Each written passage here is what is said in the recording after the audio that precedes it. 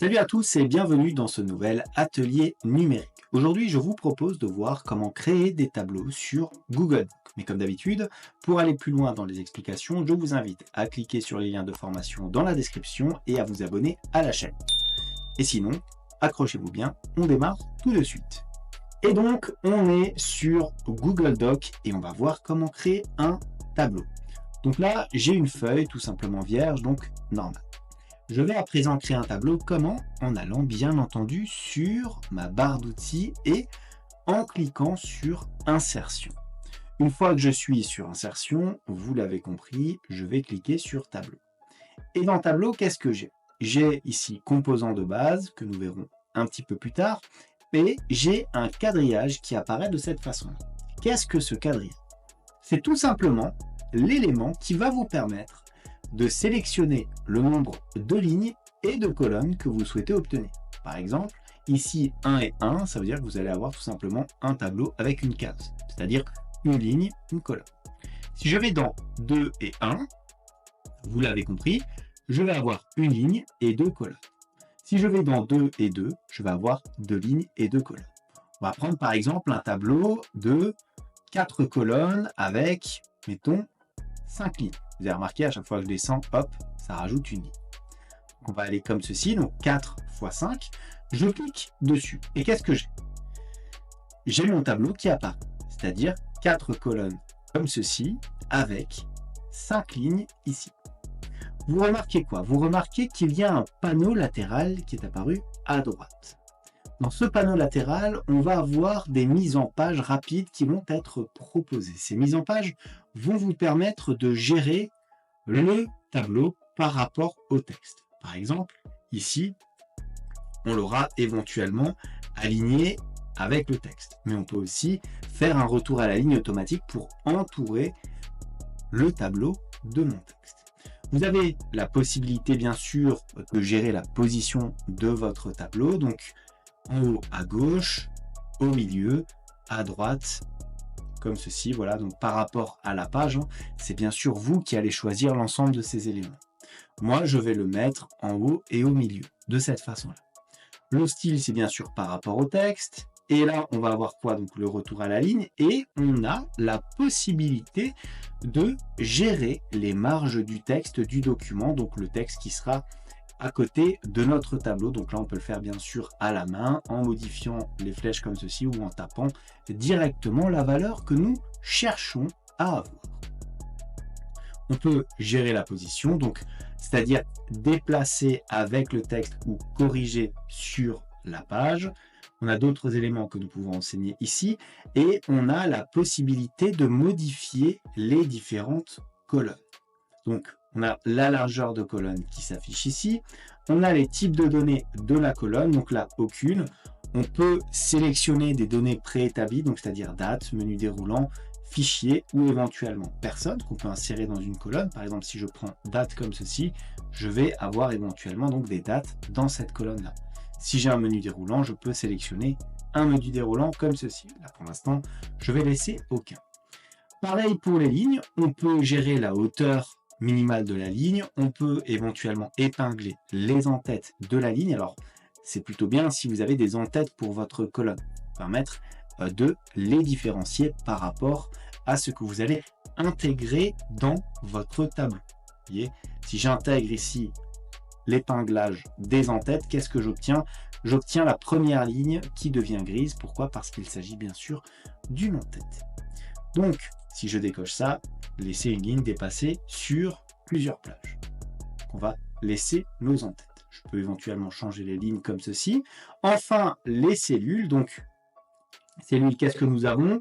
Alignement vertical des cellules vers le haut ou éventuellement au milieu et la marge inférieure à régler. Enfin, nous avons bien sûr la couleur de notre tableau que nous pouvons modifier de cette façon-là. Donc, la couleur, bien sûr, ici des différentes bordures et de l'arrière-plan des cellules que nous avons là. Voilà, donc on peut éventuellement même le laisser en rouge. Et maintenant, on va voir comment manipuler notre tableau, c'est-à-dire ajouter certains éléments comme par exemple des titres, des colonnes ou des lignes. Pour ce faire, vous allez vous placer dans un point de votre tableau. Là, je me suis placé dans la première cellule. Et qu'est-ce qu'on constate? On constate qu'on a la possibilité ici, via un raccourci, d'ajouter une ligne en dessous. Si je clique dessus, je vais avoir une ligne en dessous. Attention, elle prendra bien sûr le même style que la ligne au-dessus. Je fais un petit retour. Et j'ai aussi la possibilité d'annuler l'épinglage des lignes d'entête. Donc, annuler le fait qu'il s'agit ici tout simplement d'une ligne de titre. Maintenant, si je fais un clic droit dans une des cellules de mon tableau, qu'est-ce que je vais avoir? Je vais avoir une barre d'outils bien plus fournie. C'est-à-dire que nous avons, alors, bien sûr, les classiques, couper, copier, coller et coller sans mise en forme, et bien sûr, supprimer. Mais nous avons aussi la possibilité ici d'insérer une ligne de titre, comme ceci. Nous avons, alors je vais faire un petit retour, voilà, nous avons la possibilité d'insérer une ligne au-dessus, donc c'est-à-dire une ligne au-dessus de ma sélection, insérer une ligne en dessous de ma sélection, insérer une colonne à gauche et insérer une colonne à droite. Quand on dit au-dessus, en dessous, à gauche ou à droite, c'est bien entendu par rapport à votre cellule active. Vous avez la possibilité aussi de supprimer donc la ligne sélectionnée.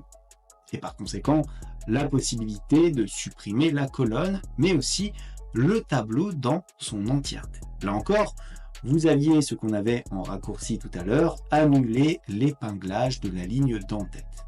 Vous pouvez diviser votre cellule comme ceci, tout simplement. Donc, vous voyez la division en plusieurs colonnes ou éventuellement en plusieurs lignes qui est donc disponible ici. Par exemple, divisé en 2 colonnes et une ligne. Vous voyez, ça me fait comme ceci, 2 colonnes dans une seule et même ligne. Ça va vous permettre de personnaliser un petit peu plus l'ensemble de vos tableaux.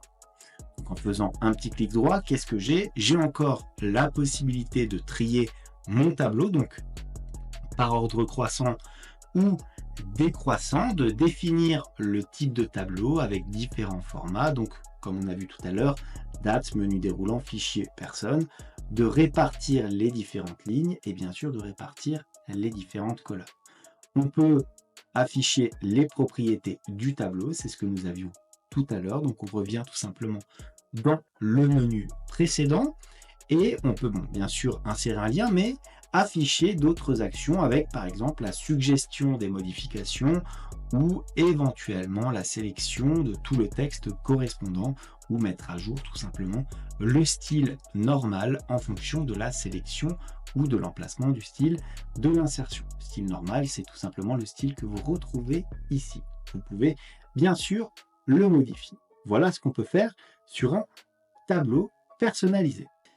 Et maintenant, un élément que je souhaitais vous montrer, c'est l'intégration de modèles de tableaux. Donc pour intégrer des modèles, vous allez faire comme pour un tableau personnalisé normal, vous allez dans Insertion. Et une fois que vous êtes dans Insertion, vous allez sélectionner Tableau. Et là, vous allez dans Composants de base. Et vous avez toutes sortes de types de tableaux. Vous avez journal simple des décisions, suivi des révisions, suivi de publication de contenu, par exemple, feuille de route. Vous pouvez aller même d'en voir plus ici afin d'avoir un panneau latéral qui s'affiche avec une certaine exhaustivité des modèles que vous pouvez intégrer. Et lorsque vous passez par-dessus ces modèles, vous avez une prévisualisation qui se fait. Donc là, vous avez des brouillons d'email, voilà, des notes de réunion. Au niveau de la communication, donc on a toujours ces éléments-là, mais regardez, si je sélectionne d'autres familles d'éléments, je peux avoir les notes de réunion, des journaux simples, des journaux détaillés de décision. Ça peut être plutôt intéressant. Si vous avez un tableau relativement courant à faire, il y a des chances qu'il se retrouve ici, dans cette base de modèles. De la même façon, on a la possibilité d'avoir des petits gestionnaires de projets avec l'annuaire par exemple des équipes, l'attribution de projet, les éléments du projet, la feuille de route et éventuellement des suivis de publication de contenu. Pareil pour une liste de contacts, donc contacts commerciaux, candidats ou contacts, disons, à peu près très diversifiés. Donc je vais sélectionner par exemple gestion de projet et je vais prendre certains éléments. Donc on va aller par exemple, je vais prendre celui-ci, élément de projet. Je clique dessus et il est inséré à présent dans mon document. Et je peux bien sûr le modifier à ma guise. Je me place par exemple ici dans le titre et je peux, si je le souhaite, modifier le texte ici. Je peux de la même façon ajouter certains éléments. Regardez, je fais un clic droit par exemple ici Et j'ai là encore mon menu qui s'affiche. Donc je peux bien sûr le modifier en intégrant par exemple une ligne en dessous de cette façon-là avec différents éléments. Je peux bien sûr rattacher ici un fichier, c'est une possibilité qui m'est offerte. Je peux modifier les différents états d'avancement, donc en cours comme ceci ou éventuellement approuvé. Je peux ajouter ici des éléments, donc taper directement au clavier. Je peux bien sûr, là encore, via mon clic droit, modifier l'entièreté des choses, ajouter par exemple un lien ou éventuellement supprimer mon tableau ou supprimer une colonne qui ne m'intéresserait pas. Voilà ce que j'avais à vous dire sur la création de tableaux sur Google Docs. Comme d'habitude, si cette vidéo vous a plu, n'hésitez pas à la liker, à la commenter, à vous abonner à la chaîne si ça n'est pas encore fait. Moi, je vous dis merci et à bientôt pour une nouvelle vidéo.